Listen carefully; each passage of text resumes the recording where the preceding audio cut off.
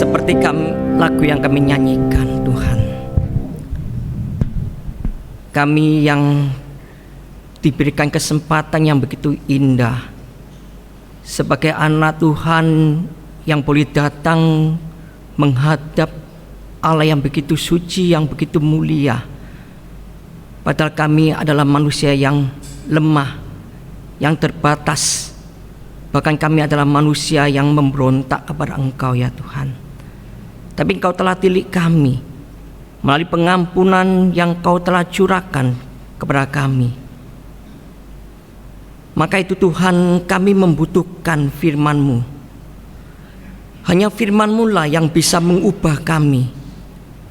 Firman-Mu lah yang menuntun kehidupan kami, yang membentuk kami dan membuat kami mengerti bagaimana kami bisa hidup sebagai anak Tuhan, anak yang berkenan dengan melakukan apa yang Kau kehendaki dalam kehidupan kami. Maka itu Tuhan, saat ini kami memohon, bukalah hati kami, karena hanya kuasa Roh Kudus saja yang sanggup menerangi hati kami. Hanya kuasa Roh Kudus saja yang sanggup mengubah cara pandang kami, perspektif kami, cara hidup kami, supaya kami bisa selaras kehidupan kami ini dengan tuntunan-Mu ya Tuhan. Inilah kami yang lemah Tuhan. Topang kami dengan kuasa firman-Mu. Kami membutuhkannya. Di dalam nama Kristus Yesus Allah kami yang hidup, kami berdoa dan menyerahkan waktu perenungan kami. Amin. Silakan duduk. Shalom. Suatu kebahagiaan bagi anak Tuhan seharusnya harus kita miliki ketika kita boleh beribadah pada Tuhan. Itu adalah momen-momen yang begitu indah seharusnya yang kita miliki sebagai anak Tuhan. Boleh memuji, boleh menyembah, bahkan kita boleh menerima karunia pengampunan yang Tuhan curahkan ketika kita boleh mengaku dosa kepada Tuhan. Dan saatnya kita mau merenungkan bagian firman Tuhan pada hari ini. Mari rekan-rekan kita buka Alkitab kita dari Kejadian pasal yang kedua.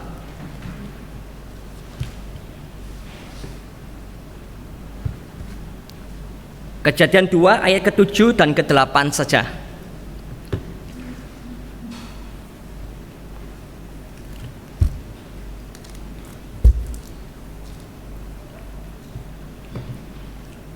Kejadian 2 ayat ke-7 dan ayat ke-8. Baik, karena kalau sudah mendapatkan ya, saya akan bacakan untuk kita semua ya. Kejadian 2 ayat ke-7 dan ke-8, demikianlah firman Tuhan. Ketika itulah Tuhan Allah membentuk manusia itu dari debu tanah dan menghembuskan nafas hidup ke dalam hidungnya. Demikianlah manusia itu menjadi makhluk yang hidup. Selanjutnya Tuhan Allah membuat taman di Eden di sebelah timur. Disitulah ditempatkannya manusia yang dibentuknya itu. Bapak Ibu rekan-rekanku yang terkasih dalam Tuhan, saya nggak tahu pernahkah kita mendengar istilah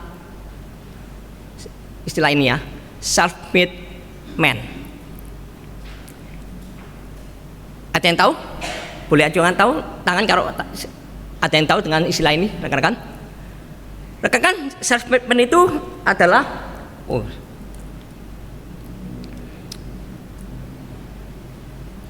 ini istilah yang digunakan untuk menggambarkan seseorang yang telah menjadi sukses, ya, atau terlalu menjadi kaya dengan usahanya sendiri. Terutama mereka mulainya usaha itu dengan apa ya, tanpa istilahnya tanpa modal besar, ya, tanpa melalui memiliki pendidikan yang cukup atau melalui sosial status karena dia orang kaya. Tidak, ini jelas-jelas bahwa ini self-made man adalah orang yang dulunya sangat miskin tapi sekarang sudah menjadi sukses, menjadi kaya, rekan-rekan. Saya nggak tahu kita mendengar istilah ini nggak, tapi kalau istilah yang kita tahu bahwa ini adalah orang yang dulunya kaya tapi sekarang menjadi sukses besar, gitu ya. Contohnya ya, kita tahu ya, salah satu aktris aktor ya, entertainment ya, Raffi Ahmad. Ya, kita tahu bahwa dulunya dia sangat miskin sekali, tapi sekarang dia hidupnya sangat kaya sekali, bukan? Maka kan istilah ini sangat indah bagi orang-orang untuk memotivasi ya, untuk maju, untuk menjadi sukses. Tapi rekan-rekan, kadang-kadang istilah ini kata-kata yang sangat menyesatkan bagi orang kadangkala ya. Karena kadang-kadang kata-kata ini membuat orang ketika sudah menjadi sukses, mereka lupa pada natur dirinya sendiri. Karena dia merasa dirinya lah sebagai sumber kemampuan sehingga dia menjadi sukses. Maka itu rekan-rekan, istilah ini sebenarnya benar-benar tidak ada secara khususnya di dalam kitab suci ya. Alkitab mengatakan bahwa kita adalah mempunyai kemampuan itu karena Tuhan yang memberikan setiap kemampuan yang kita miliki. Ya, menurut kitab suci bahwa karena Tuhanlah yang memberikan kemampuan kepada setiap orang-orang yang ada di dunia ini sehingga mereka mampu memiliki kemampuan untuk melakukan sesuatu, ya, untuk mengerjakan sesuatu sehingga dia menjadi seperti saat ini. Itu karena Tuhan yang memberikannya. Tapi kadang-kadang orang lupa, gitu ya kan. Maka itu rekan-rekan, ketika saya merenungkan bagian firman Tuhan ini, dalam ayat 7 dan 8 ada 3 kata kerja yang menjelaskan bagi kita secara khusus 3 hal ini yang akan mengingatkan kita ya, bahwa kita ini adalah orang-orang manusia yang sangat bergantung ya kepada Tuhan, dan kita perlu bantuan ya kepada Allah setiap hari, setiap waktu, dan kita perlu mempercayainya dalam setiap situasi atau kondisi apapun dalam kehidupan ini.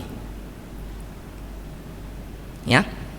Maka itu rekan-rekan, yang pertama rekan-rekan, ada satu kata kerja yang dikatakan dia membentuk kita. Ya. Di ayat yang ke-7 katakan bahwa Tuhan Allah membentuk manusia itu. Tuhan Allah yang membentuk kita. Ya. Kata Ibrani rekan-rekan itu dari kata yasar, ya, membentuk itu dari kata yasar ya.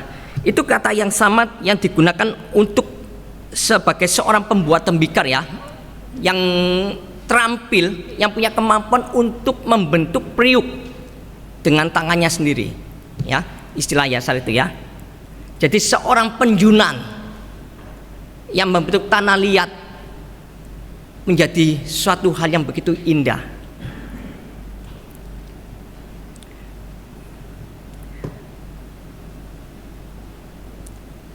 Tuhan membentuk kita seperti seorang pembuat tembikar membuat periuk.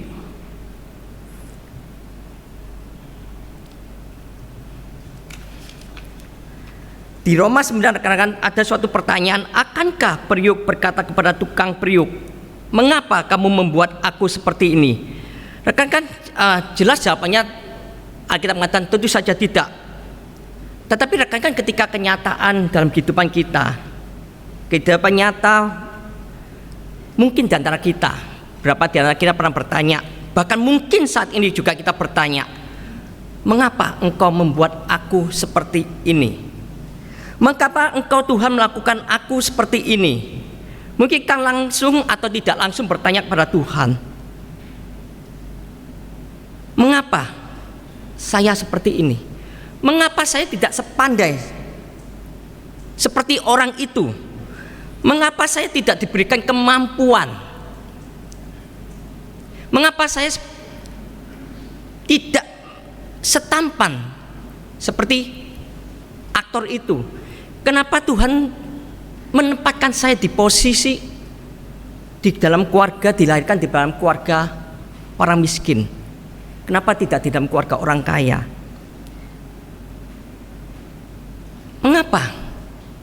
Kadang-kadang ada yang bertanya ya, saya pernah mendengar, kenapa saya menjadi seorang wanita, kok enggak menjadi seorang pria? Rekan-rekan, ini ada suatu pertanyaan-pertanyaan yang kadangkala di antara kita mungkin terbesit, bahkan sampai saat ini kita langsung atau tidak langsung bertanya pada Tuhan, Kenapa Tuhan? Kenapa Tuhan? Mau nggak mau itu langsung nggak langsung Tuhan mempertanyakan kepada Sang Penjunan, Sang Pencipta itu, mengapa Tuhan Engkau membuat kami seperti ini? Rekan-rekan, seharusnya tanggapan kita sebagai orang Kristen melalui ayat yang kita baca tadi, bahwa Dia yang membentuk manusia itu, Dia adalah Allah yang membentuk kita. Maka itu Tuhan mau mengajarkan kita, rekan-rekan, bahwa ketika kita menjadi seperti saat ini, itu bukan acak-acak atau hanya kebetulan kita menjadi seperti ini, tapi itu adalah rancangan Tuhan. Karena Allah yang membentukkan kita seperti ini, rekan-rekan. Kita ini adalah seperti tanah liat yang sedang dibentuk oleh Tuhan. Dia adalah penjunan itu. Dia sedang merajut, ya. Bahkan di dalam Mazmur nomor 139, bahkan Tuhan pun merajut sejak kita di dalam rahim. Sebelum kita dilahirkan, Allah pun sudah merancang, Allah pun sedang membentuk, Allah sedang mendesain, membuat kita sebelum kita dilahirkan, rekan-rekan. Gender kita, bahkan kemampuan maupun kelemahan kita pun Tuhan juga yang telah merancangkannya, rekan-rekan. Dan itu semata-mata Tuhan mau kita gunakan semuanya itu untuk memuliakan Tuhan, rekan-rekan.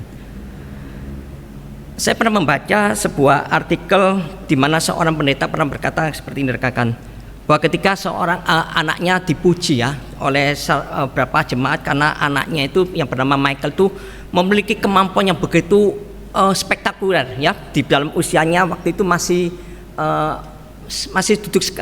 duduk sekolah di SD gitu ya.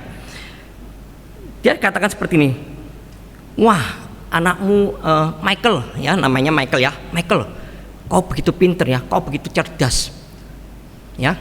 Tapi yang menarik, rekan, apa yang dijawab oleh Michael, sang anak kecil itu ya. Dia mengatakan seperti, ya, aku seperti ini karena Tuhan yang membuat saya menjadi cerdas. Karena kecerdasan itu Tuhan yang memberikannya. Rekan-rekan, ketika ayahnya mendengar hal ini, ayahnya merasa bangga. Karena biasanya kalau anak ditanyakan, oh ya, engkau pinter, engkau cerdas, oh ya, memang menjadi tinggi hati ya. Tapi tidak, anak ini tetap dengan rendah hati dan mengingat naturnya bahwa dia hanya ciptaan. Kepandaian kecerdasannya ya, itu semata-mata hanya Tuhannya yang memberikannya.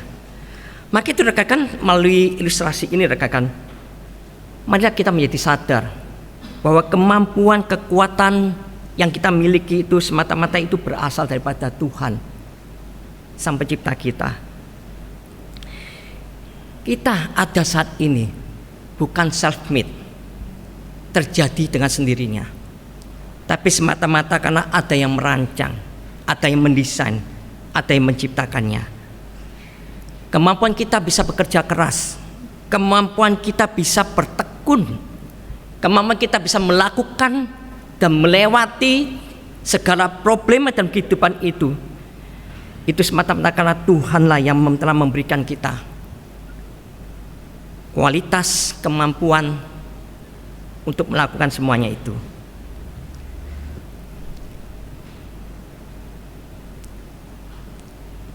Rekan-rekan, tetapi bukan hanya kemampuan, tapi dengan cara yang sama Tuhan bukan hanya membentuk kita masing-masing, tapi juga Tuhan mengizinkan kelemahan ada di dalam diri setiap manusia, termasuk kita sebagai anak Tuhan.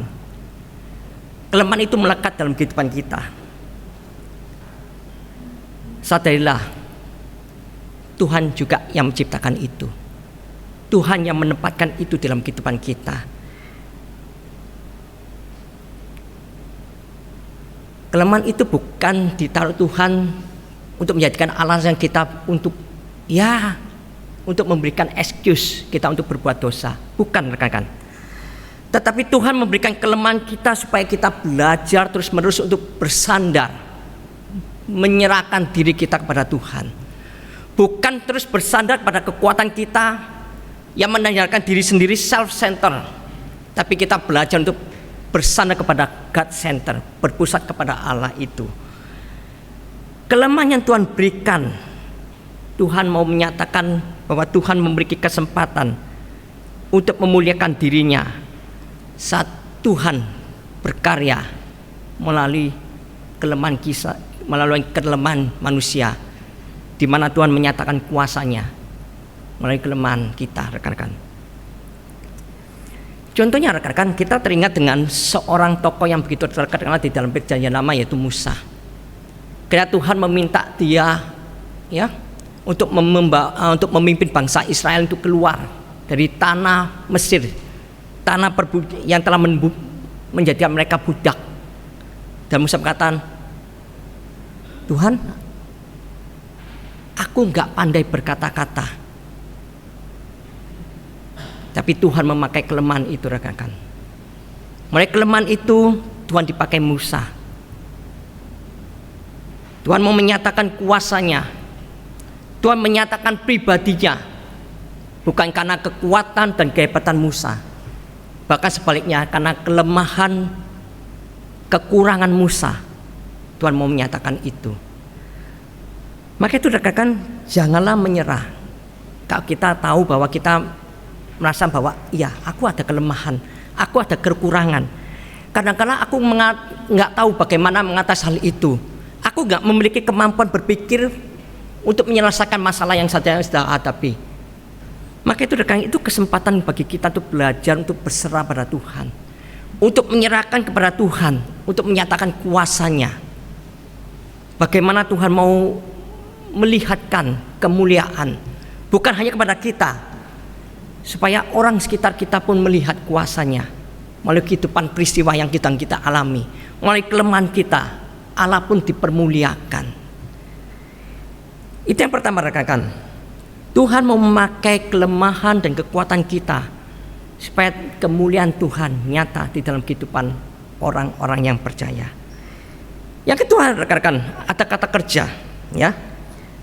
Di ayat 7b, dia menghembuskan nafas hidup kepada manusia yang diciptakannya, itu rekan-rekan. Yaitu dia bernafas ke dalam kita. Rekan-rekan, kita tahu bahwa Tuhan menciptakan kita dari elemen di dalam dunia itu, yaitu debu. Tapi dari bentuk ciptaan yang lain, ya, selain daripada manusia, Tuhan juga menciptakan binatang dari debu juga. Tapi ada satu faktor yang begitu penting yang membedakan kita dengan binatang, yaitu apa? Ciptaan binatang, Allah tidak menghembuskan nafasnya kepada ciptaan itu. Tapi hanya satu yang Tuhan nyatakan dengan ciptanya begitu mulia, menyatakan kebesaran Allah yang membedakan manusia dengan binatang, dengan ciptaan yang lain. Ya, meskipun elemennya sama melalui debu, tapi Tuhan memberikan hembusan nafas supaya manusia itu hidup. Rekan-rekan, ketika saya merenungkan ini ada dua hal, ya. Yang pertama, rekan-rekan, nafas Tuhan itulah yang membuat kita itu hidup secara fisik. Rekan-rekan, ketika kita masih bisa bernafas saat ini,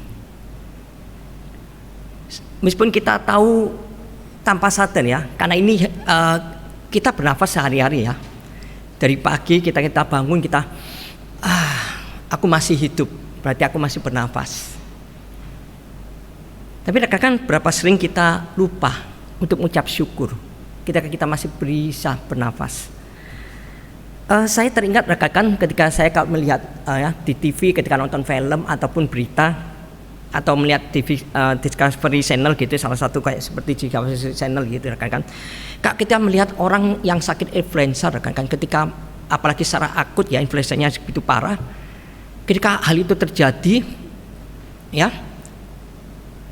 untuk napas itu sangat susah sekali, ya. Sampai kadang ada orang yang sakit influenza atau, ya, yang akut itu harus membawa sesuatu, ya, bentuk botol kecil, ya. Ketika hal itu terjadi, dia harus cepat mengambil supaya bisa, ya, seperti pernapasan kita itu tersumbat dengan menghirup botol itu ya, langsung akan terbuka. Kita merasa lega.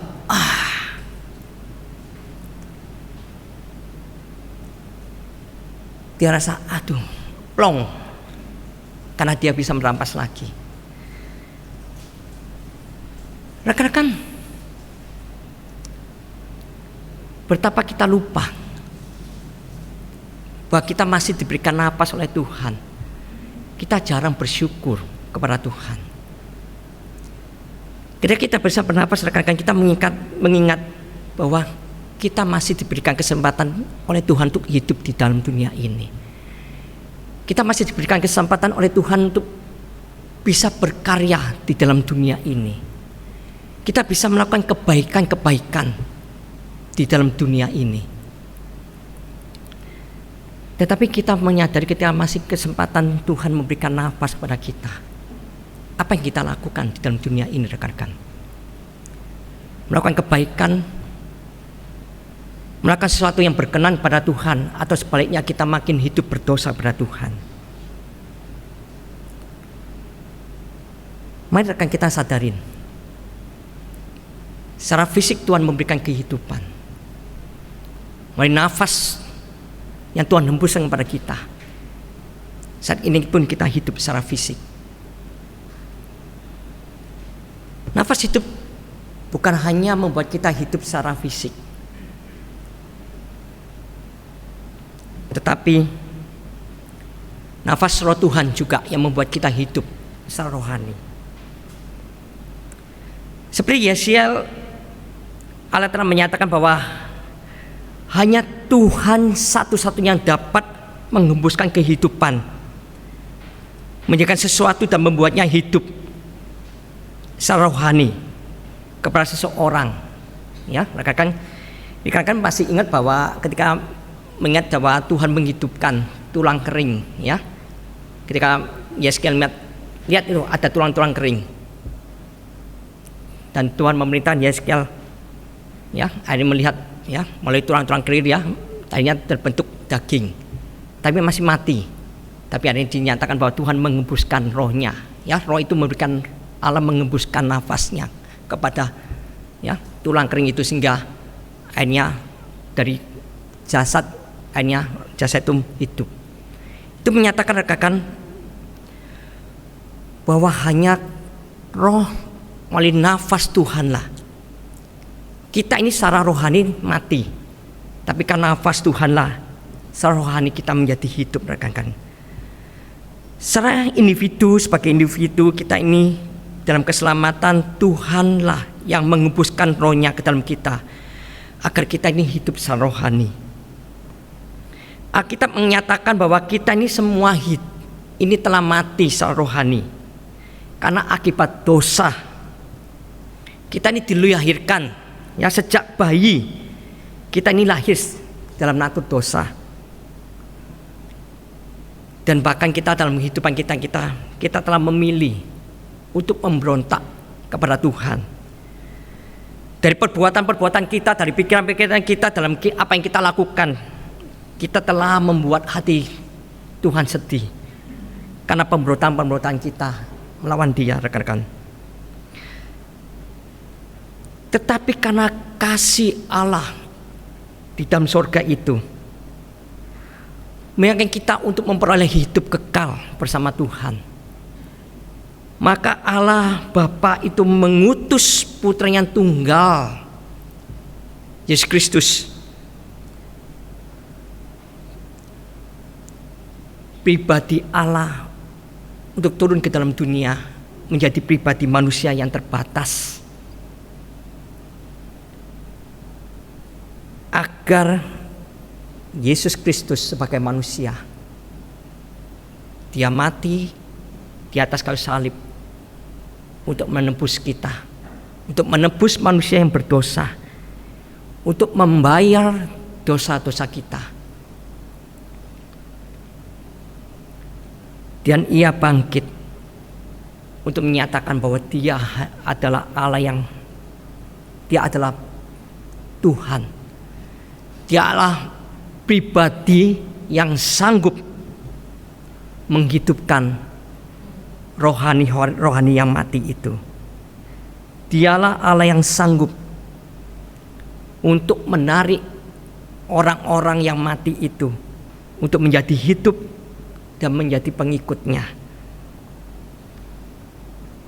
Dia mengirimkan rohnya. Dia menghembuskan nafasnya ke dalam hati kita supaya kita bisa hidup secara rohani,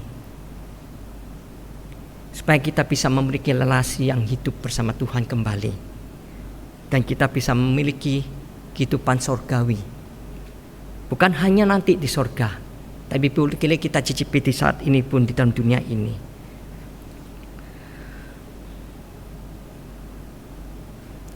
Maka itu rekan-rekan, mari kita mengingat bagaimana begitu besar kasih Allah kepada kita. Bukan hanya memberikan napasnya untuk secara fisik kita hidup, tapi Dia juga memberikan nafasnya bagi kita supaya secara rohani pun kita menjadi hidup kembali. Supaya rohani kita tidak mati, tapi rohani kita hidup.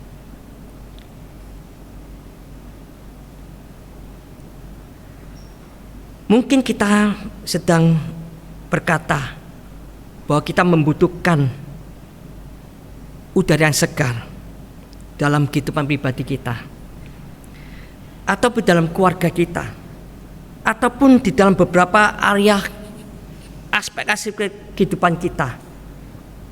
Maka itu rekan-rekan, mintalah kepada Allah pada hari ini supaya Tuhan sendiri yang menghembuskan nafasnya yang hidup itu ke dalam area kehidupan kita, supaya kita boleh mengalami kehidupan yang sejati itu. Selain Allah bertindak membentuk kita dan Dia menghembuskan nafas kehidupan ke dalam diri kita, rekan-rekan, tindakan ketiga adalah Dia juga menempatkan kita. Rekan-rekan, di ayat 8b, ketika Tuhan menciptakan Taman Eden, di sanalah Tuhan juga menempatkan manusia, ditempatkan di Taman Eden.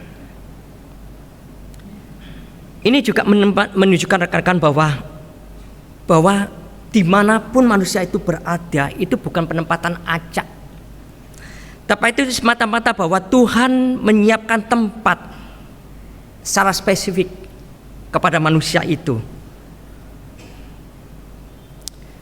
Bahkan rekan-rekan, di 1 Petrus ya, di pasal 1 dibuka dengan istilah ya, mereka ditempatkan ya, mereka tinggal sebagian ya sebagai orang-orang asing ya, mereka tersebar di seluruh Pontius, Galatia, Kapadokia, Asia dan Bitinia.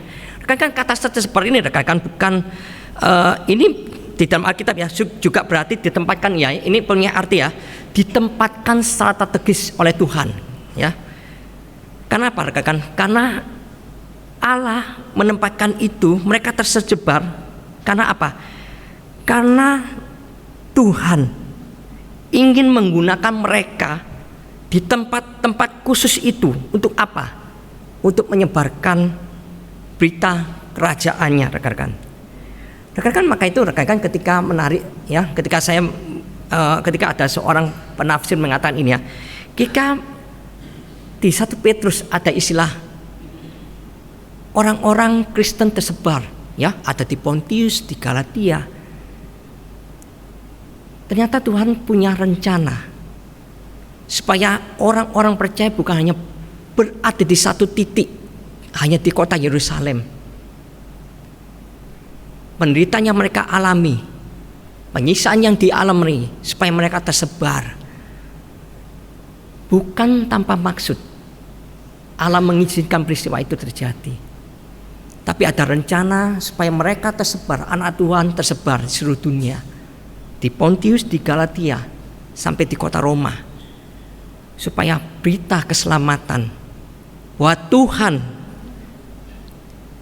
yang telah mati di atas kayu salib itu yang telah mengampuni dosa-dosa orang berdosa yang berdosa itu boleh terdengar bukan hanya bagi orang Yahudi, tapi juga bagi orang non-Yahudi.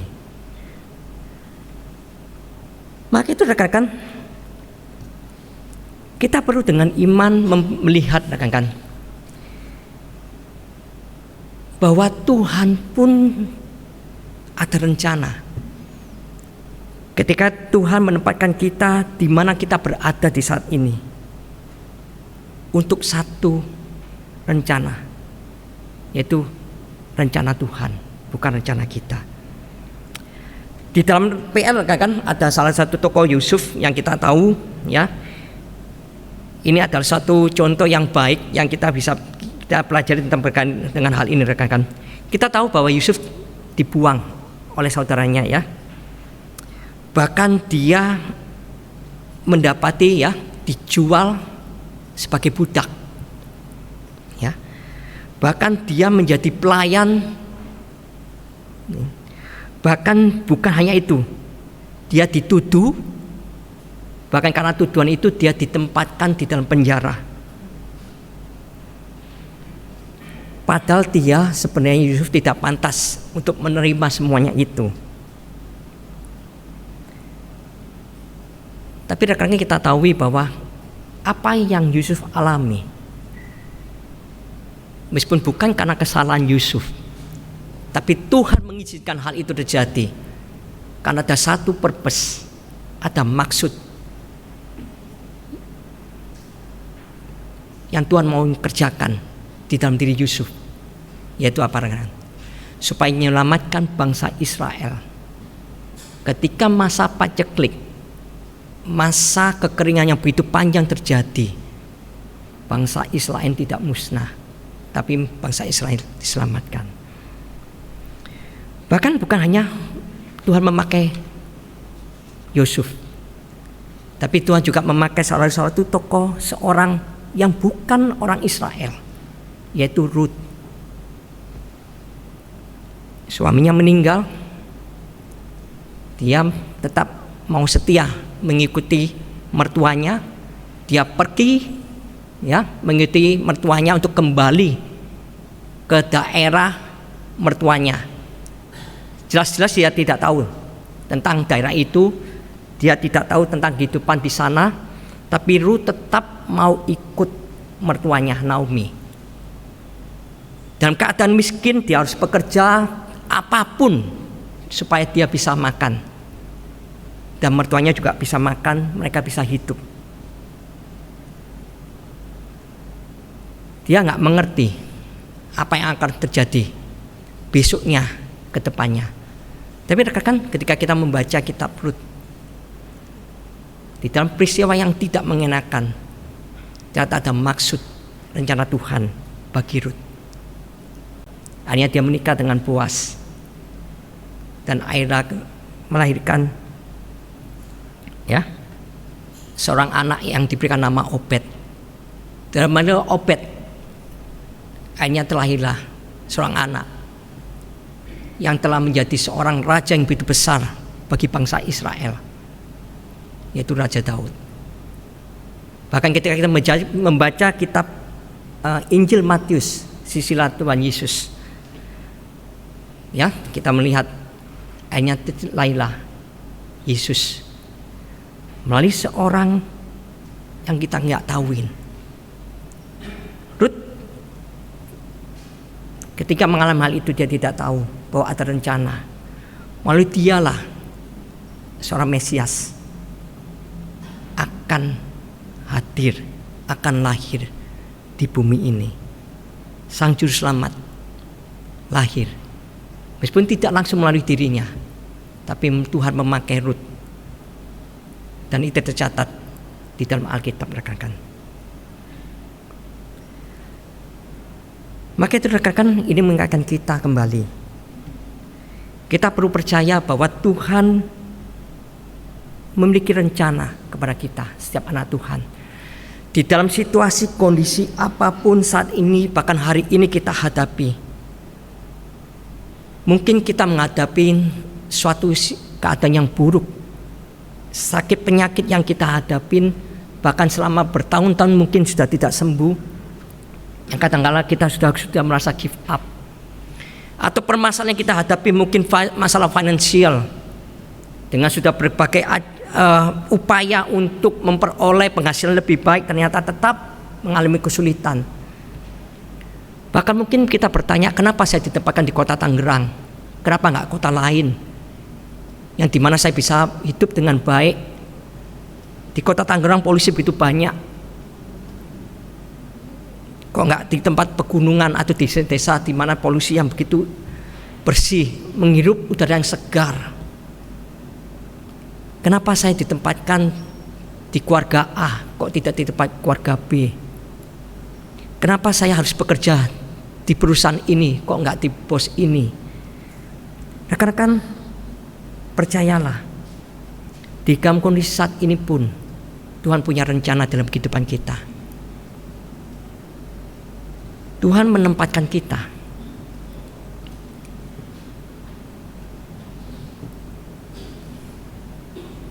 karena Tuhan punya rencana tuh bagi kita, juga bagi orang lain yang ada sekitar kita, bahkan bagi dunia ini, bagi kerajaannya, bagi kemuliaannya, bagi kebesaran dan keagungannya. Maka itu rekan-rekan, sebagai penutup, Tuhan sendirilah yang mengarahkan kehidupan kita. Tuhanlah sendirilah yang memimpin kehidupan kita. Tuhanlah sendiri yang membentuk kita. Kita perlu percaya bahwa Dia menjadikan kita seperti saat ini karena Dia yang menginginkannya. Dengan kekuatan maupun dengan kelemahan kita, Dia ingin menggunakan kita untuk kemuliaannya. Kita perlu percaya rekan-rekan bahwa Dia akan menghembuskan napasnya ke dalam hidup kita, yang memberikan kita kekuatan untuk melakukan semua yang Dia ingin kita lakukan melalui kehidupan kita ini. Dan kita perlu percaya juga bahwa Dia juga menempatkan dimanapun tempat kita berada, yang Tuhan inginkan kita berada, hanya untuk tujuan kerajaan Allah, kehormatan dan kemuliaan Tuhan. Mari kita berdoa, rekan.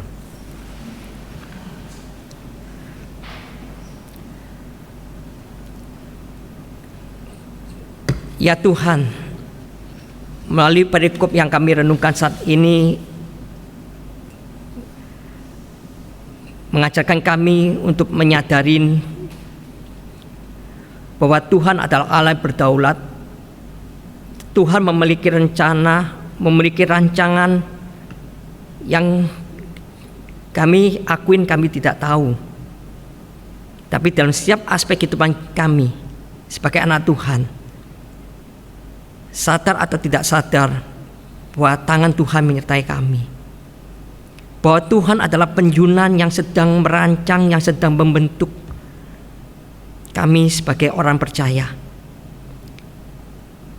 Maka itu tugas kami adalah mempercayai tangan penjunan itu yang sedang membentuk kami ini, menyerahkan diri kami ke dalam tangan Tuhan, tangan yang begitu berkuasa dan tangan yang membentuk karya yang menghasilkan karya yang begitu menakjubkan, yang begitu indah. Kami ini adalah lukisan yang sedang Tuhan gambar, lukisan yang menyatakan keindahan, yang menyatakan keagungan, yang menyatakan kebesaran Sang Pencipta kami. Dan sepatutnya lah kami menempatkan diri kami untuk menjadi alat kemuliaan-Mu dan mempercayakan diri kami secara penuh ke dalam tangan Tuhan. Terima kasih Tuhan, terima kasih. Engkau adalah Allah yang begitu baik. Engkau adalah Allah yang begitu sabar terhadap kami ini. Terima kasih Tuhan untuk firman-Mu ini. Biarlah Engkau sendiri melalui Roh Kudus yang berbicara kepada kami terus menerus dan mengingatkan kami ini adalah hanyalah ciptaan. Kami hanyalah tanah liat yang sedang dibentuk oleh Tuhan. Di dalam nama Kristus Yesus Allah kami yang hidup, kami berdoa. Amin.